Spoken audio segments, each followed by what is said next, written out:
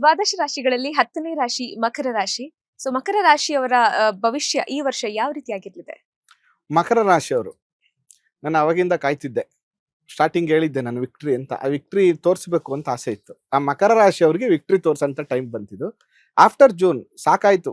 7.5 ವರ್ಷ 7.5 ಅನುಭವಿಸಿದ್ದಾರೆ. ಸಿಕ್ಕಾಬಟ್ಟೆ ಸ್ಟ್ರಗಲ್ ಮಾಡಿರ್ತಾರೆ ಮಕರ ರಾಶಿಯವರು.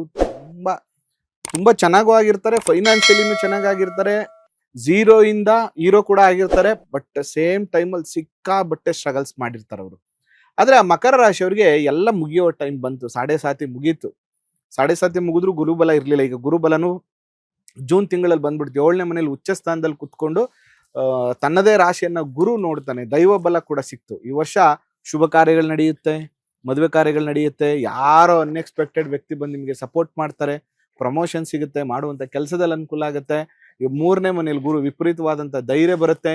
ನಿಮ್ಮನ್ನೆಲ್ಲ ಯಾರು ವಿರೋಧಿಸ್ತಿದ್ರು ಅವರೆಲ್ಲ ಬಂದ್ಬಿಟ್ಟು ನಿಮ್ ಜೊತೆ ಸೆಲ್ಫಿ ತಗೋತಾರೆ. ಶತ್ರು ಬಾಧೆಗಳು ಕಮ್ಮಿ ಆಗತ್ತೆ.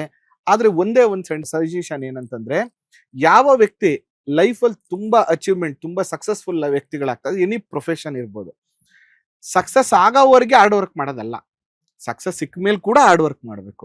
ಅವಾಗ ಅವರು ಕಾನ್ಸ್ಟೆಂಟ್ ಆಗಿ ತುಂಬಾ ದೊಡ್ಡ ಮಟ್ಟಿಗೆ ಬೆಳೀತಾರೆ.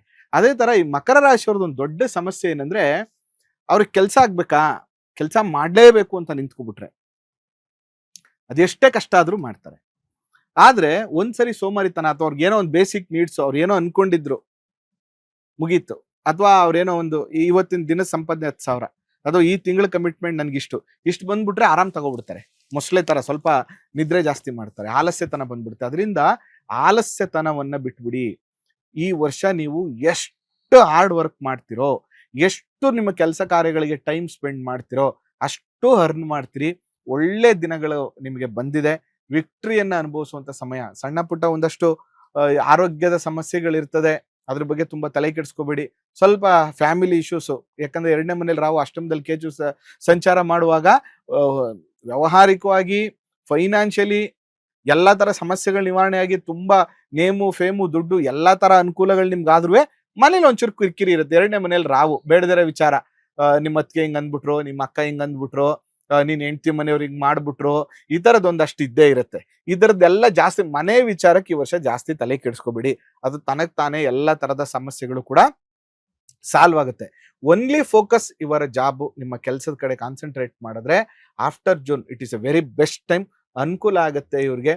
ಅದರಲ್ಲೂ ಕೂಡ ಸೇವಕ ವೃತ್ತಿ ಮಾಡುವಂಥವ್ರು, ಅಥವಾ ಸರ್ವಿಸ್ ಓರಿಯೆಂಟೆಡ್ ಜಾಬ್ಗಳನ್ನ ಮಾಡ್ತಾ ಇರುವಂಥವ್ರು, ಎಂಪ್ಲಾಯ್ಮೆಂಟ್ಸ್ ಅಂದ್ರೆ ಇನ್ನೊಬ್ರ ಕೈ ಕೆಳಗಡೆ ಕೆಲಸ ಮಾಡ್ತಾ ಇರುವಂಥವ್ರು, ಮತ್ತೆ ಓನ್ ಕ್ರಿಯೇಟಿವಿಟಿ, ಎಕ್ಸಾಂಪಲ್ ಆರ್ಟಿಸ್ಟ್ ಇರ್ಬೋದು, ಪೇಂಟ್ ಮಾಡುವಂಥವ್ರು, ಎಡಿಟಿಂಗ್ ಮಾಡುವಂಥವ್ರು, ಫೋಟೋಗ್ರಾಫರ್ಸು, ಈ ತರ ಏನಾದ್ರು ಇದ್ರೆ ಈ ವರ್ಷ ಇಟ್ಸ್ ಎ ಬೆಸ್ಟ್ ಟೈಮ್. ಅವ್ರಿಗೆ ತುಂಬಾ ಚೆನ್ನಾಗಿರ್ತಾರೆ. ನೀವು ಮಾಡ್ಬೇಕಾಗಿರುವಂಥದ್ದು ಈ ವರ್ಷ ಹನುಮಾನ್ ಚಾಲೀಸನ್ನ ಓದಿ, ಪ್ರತಿ ಶನಿವಾರ ಅರಳಿ ವೃಕ್ಷ ಪ್ರದಕ್ಷಿಣೆಯನ್ನ ಮಾಡಿ, ಬಹಳ ಮುಖ್ಯವಾಗಿ ಸೋಮಾರಿತನವನ್ನ ಬಿಟ್ಬಿಡಿ, ಹಾರ್ಡ್ ವರ್ಕ್ ಜಾಸ್ತಿ ಮಾಡಿ.